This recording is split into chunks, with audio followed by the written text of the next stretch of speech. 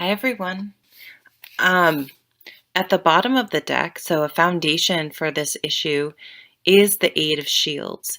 So, on a very mundane level, this can come up when you're working really hard and you're really focused on some sort of project that um, is just consuming a lot of your time. But it's usually something that you're very interested in, that takes a level of skill and knowledge, something that you've trained for, whether it was a school or like an apprenticeship or some sort of artistic adventure. It's something that you've spent a lot of time in that brings you a lot of joy. So either you're feeling like this is sort of missing and it's sort of driving you this week, or um, you're feeling like you don't have enough time to spend on this pursuit, or it's always kind of in focus. It also can mean that, seek this out this week, because when, using myself for example, when we do have these Nine of Swords type nights, when we're up worrying and overthinking things and letting letting our mind go into overdrive, that these types of activities that really feed our soul, that we really are present when we're doing them, that can be a really good thing to focus on to help calm your mind and deal with, uh, everyday life and stress. So in the past, there was a message, something sort of started moving, was put into action. This can be good or bad. It's not, it's you. I usually pretty much always read it as a positive card, and we have, at this point, all the cards on the table are very positive. So some sort of communication coming in. Now, if you did get some sort of communication coming in and you had a Nine of Swords night like I did, this card is sort of telling you that, try not to overthink it, let it play out. You need some time to digest and process the information and not to jump to conclusions because it felt like it happened so suddenly. It can mean new love coming in, something you're passionate about. These two eights go together beautifully.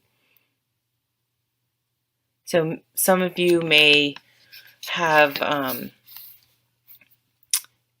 received some money or are starting a business regarding something that you're passionate about. Could be a job offer of love, anything like that. So the focus is the Four of Swords. And this is telling us to chill, to give ourselves a break, to calm our mind, to meditate, to really nourish ourselves and find some quiet time. This is also a card of finding some alone time to quiet your mind and mindfulness. So those work really nice together. Sometimes the best way to process something is to sort of step away from it, walk away from it, not spend so much time thinking about it. And sometimes that's when inspiration and insight can come in. And it's crossed by this page, who's a slow moving energy. This is newness, new work. So for some of you, this definitely is going to be new work. But he's a energy. The Page of Pentacles is a slow moving energy, but it's one where you're starting to plan for the long term. You're starting to understand that if you can forego instant gratification and look far into the future and start planning now, you have to start at some point and not to put it off. And the little things you put in place now will have far-reaching positive effects in the long run. So don't think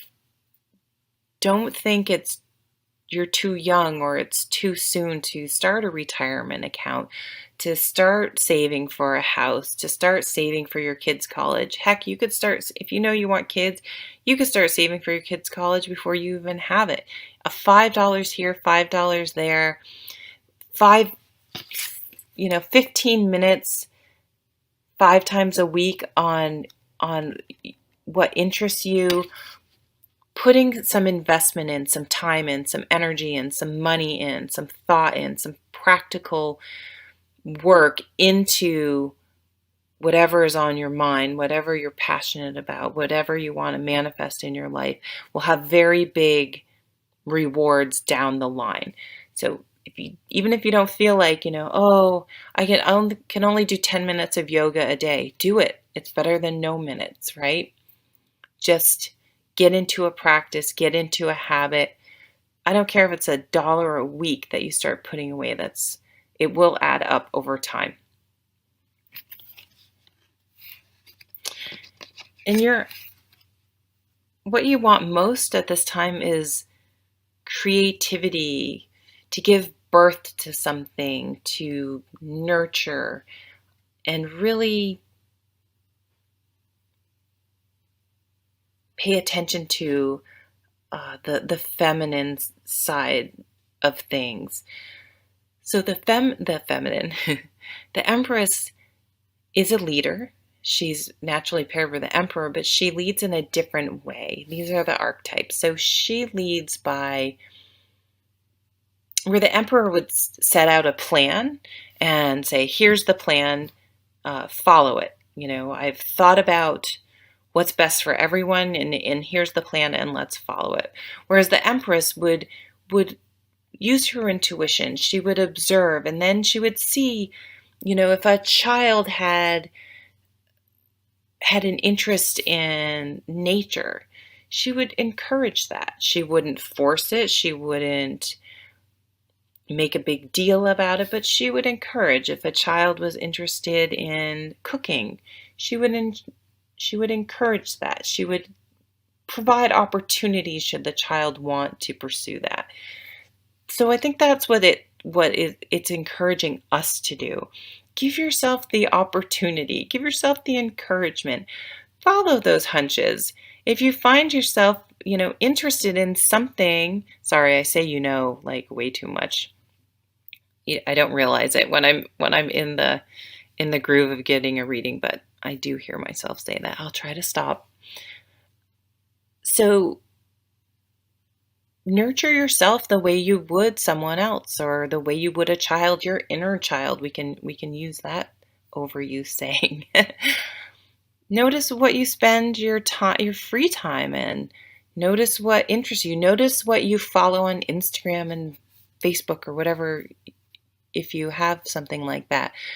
And nurture that, encourage that, pursue that. You don't have to go out and spend $300 at Lululemon and sign up for 5 yoga classes a week. No. If you have, my cable provider has free yoga lessons.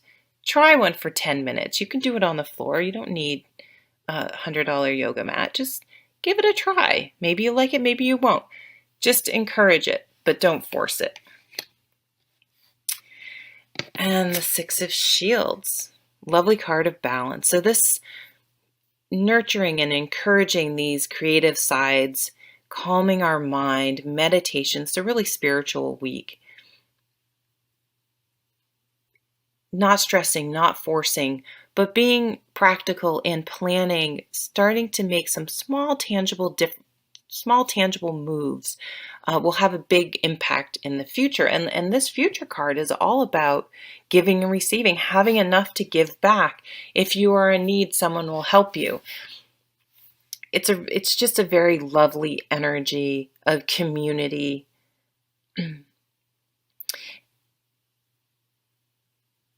And goodwill. This will all help bringing your life, a card of balance, into balance. So let's look at these 2 overall cards, shall we? Oh, love it. 2 of my favorite cards. I absolutely love the artwork on this card, the 6 of Cups, because this, when I think about back about when I was, under 18, we'll say a child or a teenager. I have such fond memories of going to swimming holes with friends in the summer and just chilling, hanging out, enjoying everyone's company. Someone always had a dog, and it was just such nice, good, simple times. This card is all about simplicity. It's all about cutting away things that are unnecessary. It could be about your children on a mundane level. But I really do feel like it's like, look inside. What did you like to do as a kid? How can you enjoy that again as an adult? Encourage that, nurture that, explore that this week. And then go for it. Take action. This is a card of action as well. Go for it. Take the leap of faith. Sign up for the cooking class. Sign up for a woodworking class. Start walking with a friend. 10 minutes a day. Just start. Just start something. It's a week to take action. So how do I want to say this? Take action on that which is soothing and is nurturing a part of you that may have not gotten the attention it deserves and needs. I hope that makes sense. Thanks again for joining me. Bye.